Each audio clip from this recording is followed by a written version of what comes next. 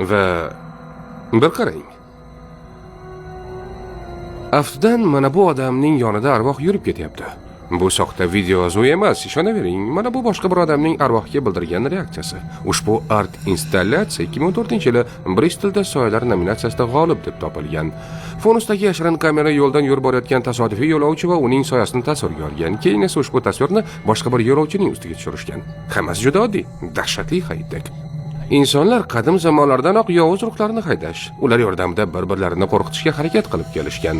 Boshqalari esa mana bunga o'xshash niqoblar kiyib olishgan. Bu niqob Jek Qovoqning ajdodi, uni Halloween bayramida kiyishgan. Jin ursin, haqiqatan ham juda dahshatli. Undan ham dahshatliroq niqob nafaqatgina mana bu olmaxon kiygan bo'lsa kerak. Bugungi kunda texnologiyalar yordamida insonlarni dahshatga tushirish juda oson bo'lib qolgan. Buning uchun shunchaki mahoratli pardoz ustasiga murojaat qilish yetarli. Uning yordami bilan istalgan odamni qo'rqitishingiz mumkin. Ha, aytganday, mana bu tik-tak va menga challenge taklif qilgan foydalanuvchiga rahmat.